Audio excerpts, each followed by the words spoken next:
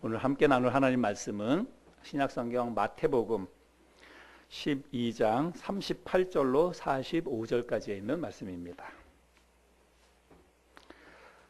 마태복음 12장 38절로 45절까지에 있는 말씀으로 표적을 구하는 악한 세대라는 제목으로 같이 말씀을 나누도록 하겠습니다.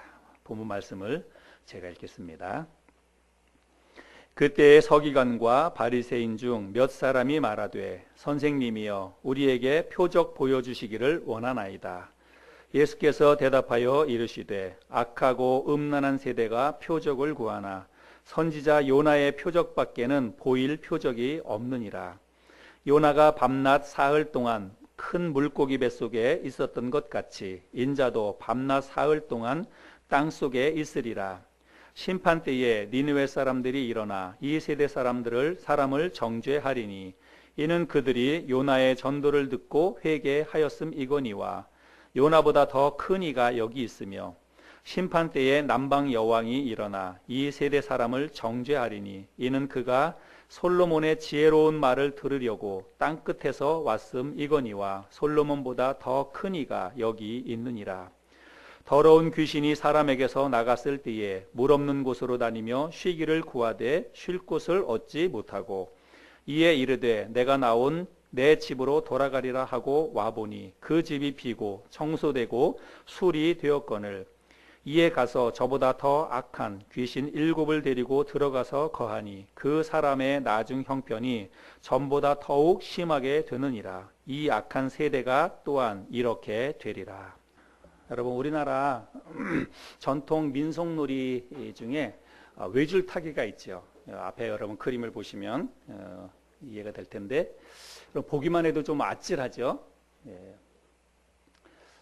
이런 외줄타기를 하는 모습인데, 그런데 사실은 보기엔 아찔해도 사실은 그렇게 위험하지는 않습니다. 왜 그런가 하면 그렇게 높은 위치에서 하는 게 아니에요. 뭐 떨어져도 좀 다치기는 하겠지만 뭐 목숨을 잃는다든지 그 정도 위험한 것은 아닙니다.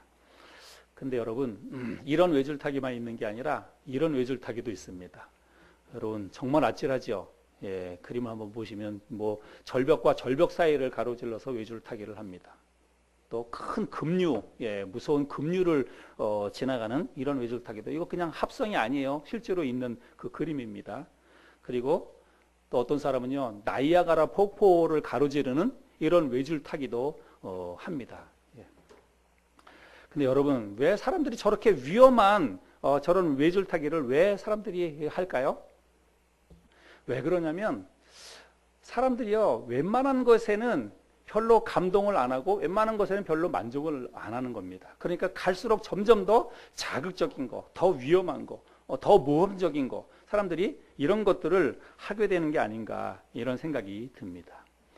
예수님께서 바리새인들과 서기관들을 불러놓고 그 당시에 사람들에 대해서, 사람들의 마음가짐이 어떤지, 마음이 어떤지에 대해서 비유로 하신 말씀이 있습니다. 마태복음 11장 16절 17절에 보면 아이들이 장터에 앉아 제 동물을 불러 이르되 우리가 너희를 향하여 피리를 불어도 너희가 춤추지 않고 우리가 슬피 울어도 너희가 가슴을 치지 아니하였다 함과 같도다. 예수님이 비유로 하신 말씀인데 그 시대 사람들이 저랬다는 것입니다. 그래서 기쁜 일을 보면서 피리를 불고 막 이렇게 흥겹게 노래를 불러도 사람들이 흥겨워하지 않는 거예요. 슬픈 일을 겪어가지고 함께 눈물을 흘리면서 함께 애통해하고 가슴을 쳐야 되는데도 사람들이 그렇게 하지 않는다는 것입니다. 왜 그럴까요? 그만큼 마음이 무뎌졌다는 것입니다. 감각이 둔해졌다는 거예요, 사람들이. 그러니까 갈수록 사람들의 마음이 강팍해지고 그러다 보니까 점점 더 강도가 센 것, 점점 더 자극적인 것들을 사람들이 원하게 된다라고 하는 거죠. 여러분, 우리는 여러 가지 경로를 통해서 하나님의 말씀을 우리가 많이 접합니다. 여러분들도 평소에 뭐 텔레비전을 틀어놓든지 라디오를 틀어놓든지 아니면 여러분들이 하나님의 말씀을 읽든지 주일날 교회에 와서 말씀을 듣든지 우리가 다양한 경로를 통해서 하나님의 말씀을 많이 자주 접합니다. 그런데 우리가 하나님의 말씀을 들으면서 정말 마음으로 아멘 하면서 마음으로 하나님의 말씀을 받거나 혹은 또 말씀을 들을 때 정말 나에게 주시는 말씀이다 이런 생각을 가지고 마음에 찔림이 오거나 만약에 그러면 우리의 마음이, 우리의 영적인 마음이 아직도 건강하다고 하는 것입니다. 아직도 마음이 건강하다는 거예요. 그런데 우리가 말씀을 들어도 별로 반응이 없거나 감동이 없거나 또 어떤 찔림이 없다라고 하는 것은 내가 영적으로 지금 죽어 있다라고 하는 것입니다. 오늘 우리가 이 말씀을 통해서, 오늘 본문 말씀을 통해서 두 가지 교훈들을 나눠볼 텐데, 이 말씀을 통해서 우리 자신의 영적인 상태를 점검해 볼 수 있는 이 아침이 될 수 있기를 바랍니다. 오늘 본문 말씀은 몇 명의 서기관과 바리새인들이 예수님께 표적을 구하는 것으로 시작을 합니다. 선생님이여, 우리에게 표적 보여주시기를 원하나이다. 바리새인들과 서기관 몇 사람이 예수님에게 이렇게 이야기하죠. 그런데 예수님께서 표적을 구하는 이 사람들의 요구에 대해서 예수님께서 대답을 하시는데 세대를 언급합니다.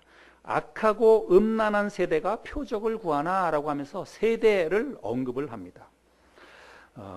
이 요청은 서기관과 바리새인 몇 사람이 이야기했지만 예수님은 그 요청에 대해서 세대를 언급을 해요. 근데 그 세대라고 하는 것은 그 당시에 살고 있었던, 그곳에 살고 있었던 이스라엘 백성들을 전체를 이야기하는 것이지요. 그래서 예수님께서는 이제 그 서기관과 바리새인들이 이야기한 것을 통해서 그 시대를 살고 있었던 전체 사람들의 어떤 영적인 상태를 보면서 예수님이 지금 이야기를 하시는 것입니다. 그러시면서 예수님께서 표적을 구하는 이 사람들을 향해서 뭐라고 말씀하시냐면 악하고 음란하다 이렇게 이야기합니다. 여러분, 표적을 구하는 것이 왜 악하고 음란한 것일까요? 우리들도 가끔 기도하면서 표적을 구하지 않습니까? 우리가 신앙생활 하다가 정말 우리의 가족 가운데 혹은 뭐 교인들 가운데 뭐 어떤 암 진단을 받고 건강상의 어떤 치명적인 어려움을 겪고 있는 분들이 있다면 혹시 병원에서 의사나 뭐 의술로는 고칠 수 없는 그런 질병이 있다면 우리가 포기합니까? 안 하잖아요. 우리가 그 문제를 가지고 교회가 함께 합심해서 하나님 앞에 기도하지 않습니까? 하나님, 은혜를 베풀어 달라고. 하나님, 기적을 베풀어 달라고. 이 세상의 의술도 다 포기했지만 하나님이 역사하시면, 하나님이 기적을 베풀어 주시면 나을 수 있음을 믿습니다. 하나님, 그렇게 한번 꼭 역사해 주십시오. 우리도 표적을 구하지 않습니까? 근데 우리 주님은 지금 표적을 구하는 이 사람들을 향해서 악하고 음란하다 이렇게 이야기를 하고 있습니다. 왜 그런가 하면 이 사람들이 지금 바리새인들, 서기관들이 표적을 구하는데 이 표적을 구하는 이 사람들의 마음의 동기가 선하지 않았다는 것입니다. 여러분, 그 38절 말씀, 오늘 본문 38절에 보면 그때에 이렇게 시작하죠. 그때에. 이 그때에라고 하는 이 말씀은 앞에 있었던 사건하고 지금 연결되는 것입니다. 앞에 어떤 한 사건이 있었어요. 그 사건이 있고 난 다음에 바로 즉시 이어서 오늘 본문 말씀이 이어진다는 거지요. 근데 여러분, 앞에 어떤 사건이 있었냐면 마태복음 12장 22절부터 37절까지 말씀해 보면 어떤 한 사람이 귀신이 들렸는데 귀신이 들려서 앞도 못 보고 또 귀도 들을 수가 없는 거예요. 그 눈이 멀고 귀도 멀어가지고 전혀 듣도 보도 못하는 그런 한 사람이 있었습니다. 그런데 예수님께서 그 사람을 고쳐주셨어요. 그래서 그 사람이 볼 수도 있고 들을 수도 있는 그렇게 상태가 되었습니다. 그러니까 예수님께서 그렇게 눈멀고 귀먼 사람을 고쳐주니까 주위에 있던 많은 사람들이 뭐라 그러냐면 이 사람이 다윗의 자손이 아니냐 이렇게 이야기합니다. 여러분, 다윗의 자손이라고 하는 말은 뭐냐면 메시아라고 하는 거예요. 당시에 이스라엘 백성들이 기다리고 있었던 이분이 정말 우리가 기다리고 있었던 그 다윗의 후손 메시아가 아니냐? 사람들이 그렇게 깜짝 놀라면서 예수님을 그렇게 바라봤다는 것입니다. 그런데 그 자리에 있었던 바리새인들과 서기관들이 뭐라고 얘기하냐면 그가 혹시 귀신의 왕인 바알세불의 힘입어서 귀신을 이 사람을 고쳐준 게 아니냐? 바리새인들과 서기관들은 그렇게 이야기한 것입니다. 어떤 사람들은 다윗의 자손 메시아가 아니냐라고 얘기했는데 바리새인들과 서기관들이 아니다. 저 사람이 귀신의 왕 바알세불의 힘을 빌려서 이 사람을 지금 고쳐준 것이다. 이렇게 이야기를 했다는 것입니다. 근데 여러분, 바리새인들은 그 당시에 굉장히 똑똑한 사람들입니다. 공부 많이 한 사람들이고 학자들이에요. 특별히 하나님의 말씀에 대해서 능통했던 그런 사람들입니다. 근데 여러분, 이 바리새인들이 헛똑똑입니다. 정말 그들이 스스로는 똑똑하다고 생각했지만 그들이 지금 생각하고 이야기하는 게 뭐냐면 예수님이 이 사람을 고쳐준 것이 귀신의 왕 바알세불의 힘을 빌려서 고쳐준 게 아니냐 이렇게 이야기를 합니다. 근데 예수님께서 이제 그것을 지적하면서 이야기하는데 여러분 한번 생각해 보세요.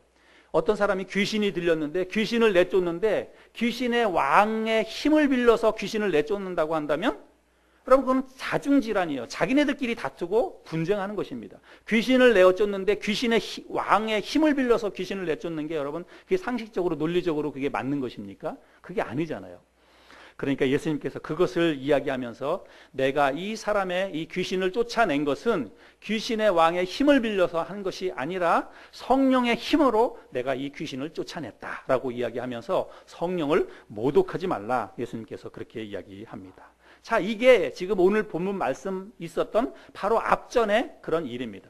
그래서 이런 일들이 있고 났는데 지금 바리새인들과 서기관들이 예수님에게 또 뭐라고 얘기하냐면 예수님 우리에게 표적을 보여주십시오 이렇게 이야기합니다. 그러니까 지금 이 사람들은요 예수님이 지금 방금 보여주신 표적으로는 만족하지 못하는 것입니다.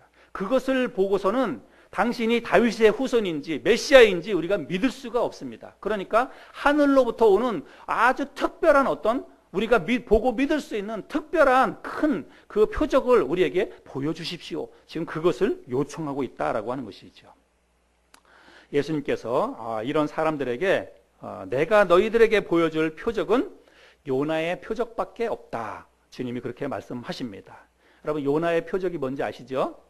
예, 요나의 표적은 요나가 물고기 뱃속에 삼켜졌다가 큰 물고기 뱃속에 삼켜지면 여러분 살아나올 사람이 어디 있습니까? 그런데 요나는 그 물고기 뱃속에서 3일 동안 있다가 다시 물 밖으로 살아나왔습니다. 그것이 요나의 표적이죠. 근데 예수님께서는 마치 요나가 그렇게 했던 것처럼 그렇게 살아나왔던 것처럼 나도 무덤 속에 들어가겠지만 나도 죽은 지 3일 만에 다시 살아날 것이다. 그렇게 이야기를 하십니다. 여러분 이게 이제 요나의 표적인데 근데 지금 주님께서 이 표적을 구하는 이 사람들에게 요나의 표적을 언급하시는 그 의도는 요나가 물고기 뱃속에서 죽었다가 3일 만에 살아나온 것처럼 나도 죽었다가 3일 만에 살아나올 것이다. 단지 그것만을 가르쳐주기 위해서 요나의 표적을 이야기하는 게 아닙니다. 여러분 우리는 요나의 표적하면 그것만 생각합니다. 요나가 물고기 뱃속에 들어갔다가 3일 만에 살아나온 것 그것만을 생각하는데 여러분 요나의 표적에서 정말 더 중요한 표적은 뭐냐면 요나가 물고기 뱃속에서 살아나온 그 표적은 요나서 1장 2장에만 있습니다. 근데 요나의 표적에서 더 중요한 것은요 1장 2장이 아닙니다. 그 뒤에 일어나는 3장 4장이 훨씬 더 중요하고 훨씬 더 중요한 표적입니다. 물고기 뱃속에서 살아나온 요나가 여러분 그 다음에 어떤 행동을 했고 무엇을 했습니까? 우리가 잘 알죠. 요나가 니느웨로 가서 니느웨 백성들에게 회개와 심판의 메시지를 선포합니다. 그랬더니 요나가 전한 이 회개와 심판의 메시지를 듣고 여러분 그 이방 민족 그리고 포악하기로 잔인하기로 유명했던 그 아수르 제국의 니느웨 백성들이 다 어떻게 합니까? 대대적으로 금식을 선포하고 민족적으로 금식을 선포하고 하나님 앞에 회개하고 나옵니다. 그래서 여러분 결국은 이 할례받지 못한 이방 민족 저주받은 이방 민족 사람들에게 하나님의 은혜가 임하게 됩니다. 그래서 하나님께서 그들을 멸하지 않고 그들을 용서해 주시고 그들을 받아주시는 거예요. 여러분 이거는 기적과도 같은 일입니다. 그러한 일이 요나의 바로 표적이라고 하는 것이죠. 우리 주님은 지금 이 요나의 표적 사건을 통해서 표적을 구하는 악하고 음란한 그 시대 이스라엘 백성들을 향해서 지금 예수님께서 지금 하고 싶은 말씀이 있으신 거예요. 그럼 뭔 말씀하시냐면 마지막 심판 때가 되면 저 니느웨 백성들이 다시 일어나서 너희들을 정죄하게 될 것이다. 저 이방 민족의 여왕이었던 남방 여왕 스바 여왕이 다시 일어나서 너희들을 정죄하게 될 것이다. 그 이유가 뭡니까? 왜 니느웨 백성들이 이스라엘 민족을 오히려 하나님의 백성들을 정죄하고 왜 남방 여왕 그 스바 여왕이 왜 이스라엘 백성들을 정죄합니까? 예, 그 니느웨 백성 사람들은 요나가 전한 복음의 말씀, 요나가 전한 말씀을 듣고 그들은 회개했습니다. 이 남방 여왕, 스바 여왕은 솔로몬의 지혜로운 말을 듣기 위해서, 지혜의 말을 배우기 위해서 그 먼 거리를 마다하지 않고 그 이스라엘 나라 땅까지 말씀을 듣기 위해서, 지혜로운 말씀을 듣기 위해서 왔다는 거예요. 그런데 지금 그 이스라엘 백성들은 요나보다도 더 크고 그 스바 여왕보다도 훨씬 더 큰 예수 그리스도의 말씀을 듣고도 그들이 회개하지 않은 것입니다. 오히려 예수님의 말씀을 듣기를 거부하고 있는 것입니다. 그래서 예수님께서 지금 그러한 이스라엘 백성들을 지적하시면서 마지막 심판 때에 너희들이 내 말을 무시하고 내 말을 거역한 너희들이 정죄될 것이다. 예수님께서 지금 그런 말씀을 하고 계시는 것입니다. 여러분, 우리가 첫 번째 이 말씀을 통해서 우리 자신들을 살펴보아야 합니다. 이 세대 사람들처럼 여러분, 우리들도 지금 이 본문 말씀에 기록되어져 있는 이 사람들처럼 우리들도 혹시 신앙생활을 하고 있는데 우리들도 지금 표적을 구하는 그런 신앙생활을 하고 있지 않는가, 우리 자신들을 돌아보아야 합니다. 여러분, 우리의 신앙생활의 근거는요, 표적이 아닙니다. 우리는 하나님의 말씀에 기초한 신앙생활을 해야 되는 것입니다. 그런데 우리가 그런다고 하면서도 점점 더 자극적인 우리의 삶 가운데 뭔가 하나님께서 우리의 삶 가운데 어떤 큰 고난을 줄 때만 우리가 하나님 앞에 회개하고 하나님께서 전해주시는 말씀을 통해서는 우리의 마음에 별로 찔림이 없을 때가 있어요. 그냥 신앙생활 해도 말씀을 읽어도 별로 감각이 없습니다. 그러다가 집안에 뭐 크게 우환이 생긴다든지 큰 어려움이 생기면 그때 막 눈물 흘리고 하나님 앞에 나아가서 막 잘못했다고 용서를 빌고 회개하고, 여러분, 우리가 그런 신앙생활을 하고 있지 않는가 한번 살펴봐야 됩니다. 또 우리의 삶 가운데 특별한 하나님의 은혜, 특별한 어떤 신비한 하나님의 어떤 축복, 형통한 삶, 우리가 그것만을 더 감사하게 생각하고 그것만이 하나님의 은혜라고 생각하고 말씀을 통해서 주어지는 하나님의 은혜에 대해서 우리가 너무 가볍게 여기는 게 아닌가, 이런 생각을 하게 됩니다. 여러분, 우리는요, 말씀에 기초한 신앙생활이 아니라 체험 위주의 우리의 삶 가운데서 일어나는 어떤 일들을 보고 하나님 앞에 회개하거나 어떤 일들을 보고 하나님 앞에 감사하거나, 여러분, 이런 체험 위주의 신앙생활은요, 만족감이 없다는 것입니다. 갈수록 점점 더 강도가 세워지는 거예요. 한번 이런 것 가지고 어떤 고난이 왔으면 그것 가지고 그냥 그 문제가 잘 해결되면요, 다음에는 그거보다 더 강도가 더 센 그런 고난이 와야만 하나님 앞에 우리가 회개를 한다는 것입니다. 하나님께서 일상적으로 우리 삶 가운데 베풀어 주시는 은혜에 대해서 우리가 아주 민감하게, 아주 작은 부분에 대해서도 하나님의 은혜로 알고 감사하고 정말 감사해야 되는데 그런 것들에 대해서 별로 감사하지 않아요. 또 하나님의 우리가 말씀을 통해서 우리가 살아계신 하나님을 우리가 경험하고 하나님의 말씀을 통해서 하나님의 역사를 우리가 체험해야 되는데 우리가 그렇지 않고 어떤 일들에 초점을 맞춰서 우리가 하나님의 은혜를 경험하는 게 아닌가, 이런 생각을 하게 됩니다. 여러분, 하나님의 말씀이 여러분의 삶을 도전할 때 여러분 믿음으로 말씀에 순종하시기를 바랍니다. 하나님의 말씀이 여러분의 삶 가운데 있는 죄를 지적하거나 하나님의 말씀이 여러분의 나태한 신앙생활을 지적할 때 삶의 어떤 고난이 아니라 하나님의 말씀을 통해서 그런 것들을 지적받을 때 여러분, 우리가 회개해야 된다는 것입니다. 가슴을 치면서 하나님의 말씀 앞에 반응할 수 있어야 된다는 것입니다. 그런데 어느 순간부터 우리가 하나님의 말씀은 뒷전으로 하고 진짜 우리의 삶 가운데서 어떤 고난이나 어떤 특별한 은혜나 이런 것들에 우리가 초점을 맞춰서 그것만이 하나님의 역사로 받아들이는 게 아닌가, 이런 생각을 하게 되는데 바로 그러한 신앙이 바로 표적을 구하는 악하고 음란한 세대 사람들이라고 하는 것입니다. 저와 여러분들이 하나님의 말씀을 통해서 살아계신 하나님을 경험하고 하나님의 말씀을 통해서 회개하고 하나님의 말씀을 통해서 하나님 앞에 감사할 수 있는 그런 신앙생활을 할 수 있기를 바랍니다. 이것이 첫 번째 오늘 본문 말씀을 통해서 우리에게 주시는 교훈이고, 두 번째 교훈은 43절부터 45절까지에 있는 말씀입니다. 우리 한번 43절부터 45절까지 말씀 우리 같이 한번 읽어볼까요? 같이 읽겠습니다. 시작. 더러운 귀신이 사람에게서 나갔을 때에 물 없는 곳으로 다니며 쉬기를 구하되 쉴 곳을 얻지 못하고 이에 이르되 내가 나온 내 집으로 돌아가리라 하고 와 보니 그 집이 비고 청소되고 수리되었거늘 이에 가서 저보다 더 악한 귀신 7을 데리고 들어가서 거하니 그 사람의 나중 형편이 전보다 더욱 심하게 되느니라. 이 악한 세대가 또한 이렇게 되리라. 여러분 지금 읽었던 이 본문 말씀은 앞에 사건하고 별로 연관이 없어 보입니다. 완전히 다른 내용 같아 보입니다. 난데없이 귀신 들린 사람의 이야기가 나오잖아요. 근데 여러분 이건 다른 이야기가 아닙니다. 맨 끝절 45절 맨 끝에 보면 이 악한 세대가 또한 이렇게 되리라 이렇게 말씀하고 있죠. 여러분 표적을 구하는 악한 세대에 대한 경고의 말씀이에요. 이 말씀도. 이 이야기를 제가 설명을 드려보겠습니다. 43절부터 45절까지 있는 이 본문 말씀의 이야기는 어떤 한 사람이 귀신이 들렸습니다. 그런데 이 귀신을 우리 주님께서 귀신을 내쫓아 버렸습니다. 그런데 이 쫓겨난 귀신이 어디로 가냐면 물 없는 곳으로 갔다 이렇게 이야기하죠. 물 없는 곳은 광야를 이야기합니다.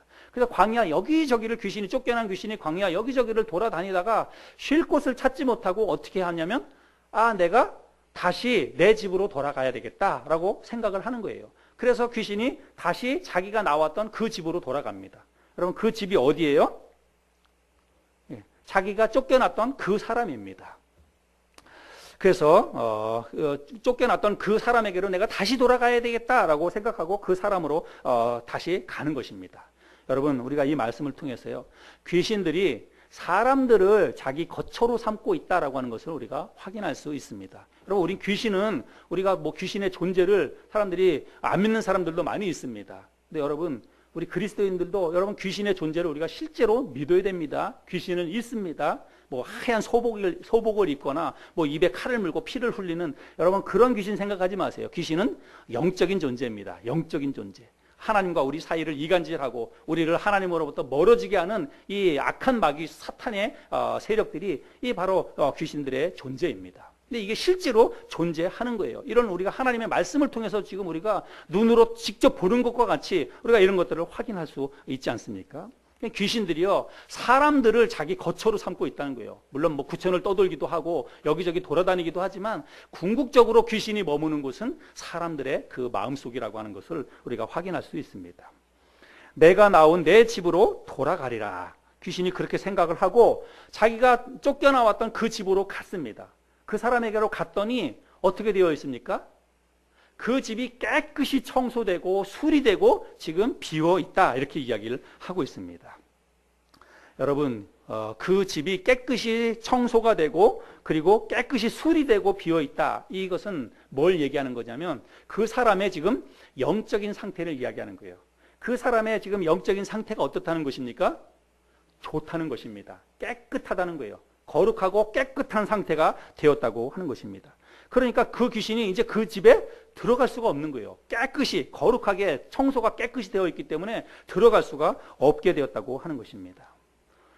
그런데 여러분 여기서 끝나면 좋지만 여기서 끝이 아니라는 것입니다. 그 다음에 귀신이 보인 행동을 우리가 주의해서 봐야 됩니다. 이게 우리에게 주는 교훈이 큽니다. 여러분 45절 말씀해 보면 이에 가서 저보다 더 악한 귀신 7을 데리고 들어가서 거하니 그 사람의 나중 형편이 전보다 더욱 심하게 되느니라.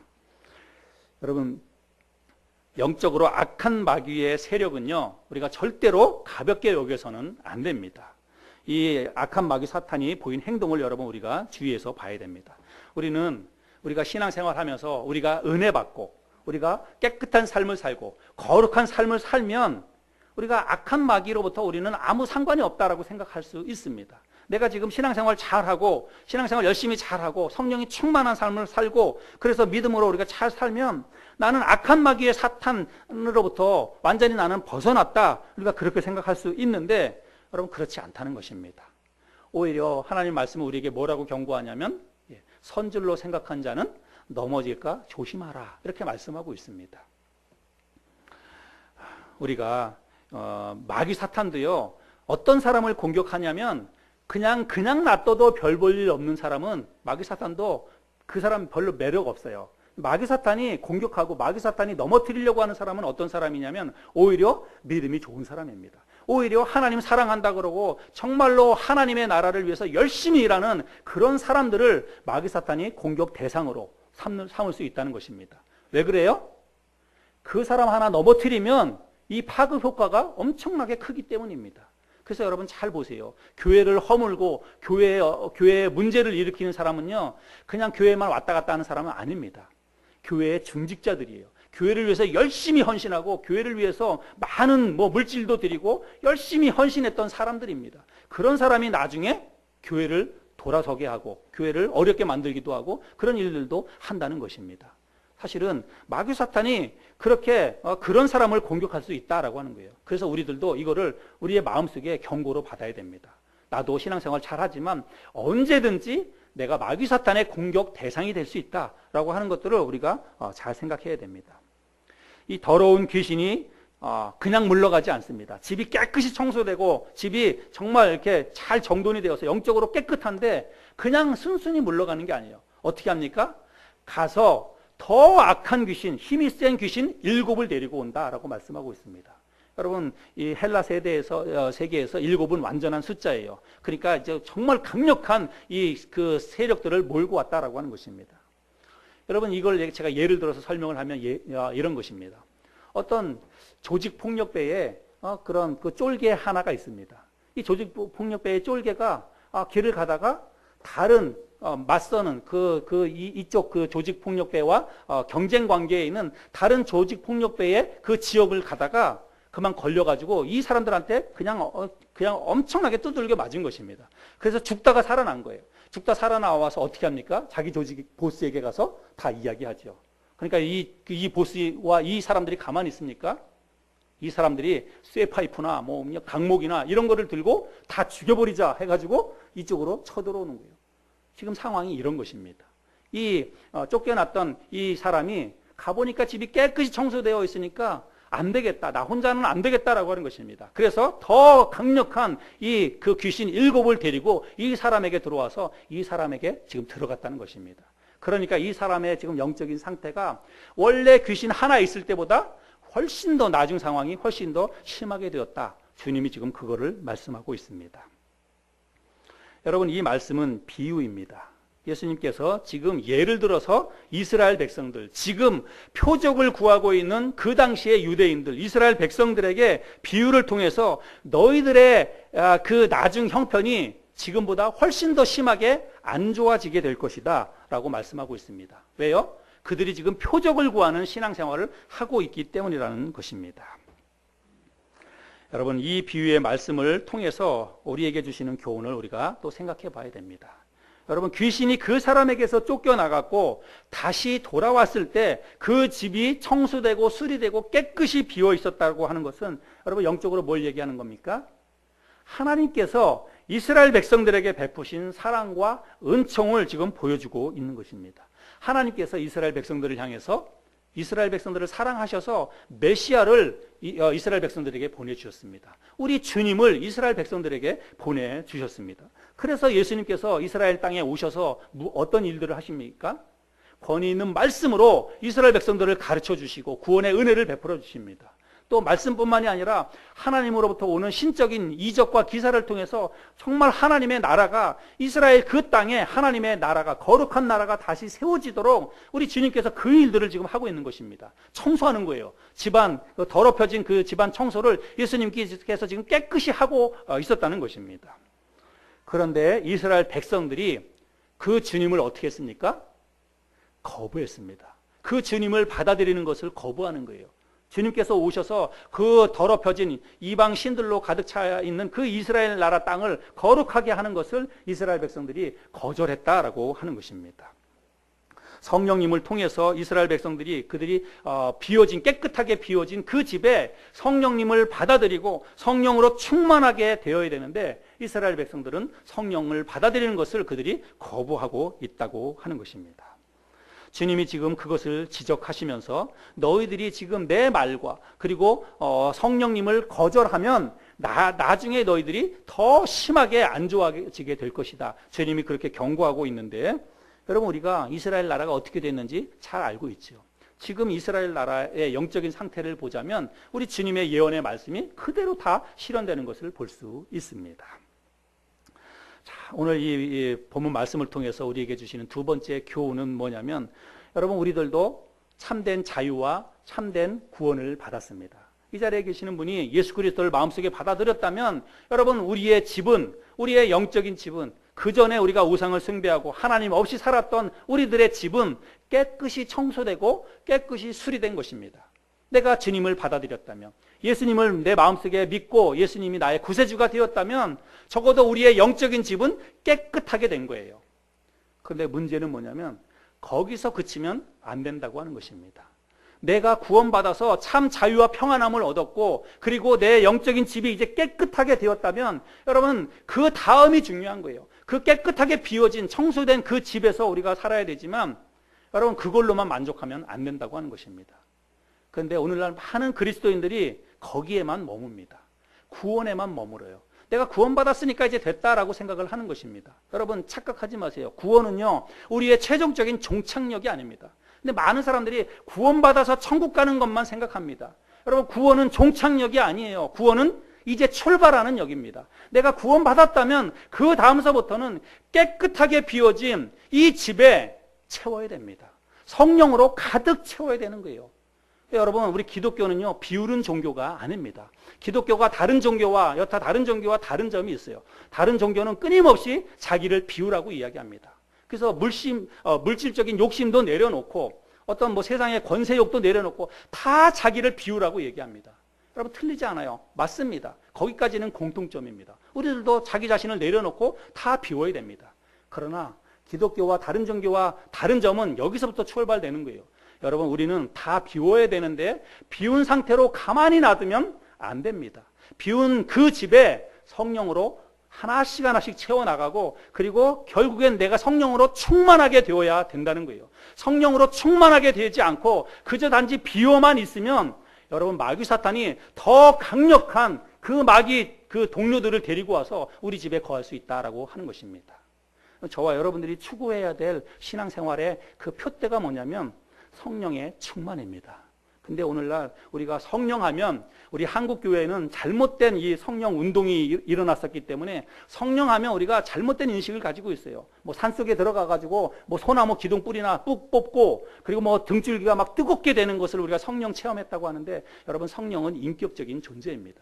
지금도 우리의 삶 가운데 우리의 삶에서 나와 늘 함께 하시는 분이 성령님이십니다. 그래서 우리가 영적으로 깨어서 성령님이 내 안에 충만하게 역사할 수 있도록 늘 깨어서 성령님과 대화해야 되고 성령님께 뜻을 물어야 되고 성령님의 나의 모든 생각과 또 모든 마음을 지배하시도록 주장하시도록 우리가 성령님께 내 삶을 의탁하고 살아야 한다는 것입니다. 성령님이 내 안에서 내 마음과 생각을 지배하지 못하면 요만큼이라도 빈틈이 있으면 그 빈틈은 마귀 사탄의 공격 대상이라고 하는 것입니다. 저와 여러분들이 오늘 이 말씀을 통해서 우리가 참된 자유와 구원을 얻었어도 성령으로 충만한 삶을 살지 않으면 언제든지 내가 마귀 사탄의 공격의 대상이 될 수 있다라고 하는 것을 기억하시고 성령의 충만함을 위해서 깨어서 기도하고 하나님의 말씀을 통해서 성령의 충만함을 받고 이런 삶을 우리가 살아야 한다는 것입니다. 오늘 우리가 이 본문 말씀을 통해서 두 가지 교훈을 생각해 보았습니다. 표적을 구하는 음란한 세대 사람들은 하나님의 말씀에 기초하지 아니하고 끊임없이 특별한 어떤 체험, 특별한 어떤 은혜 이것만을 간구합니다.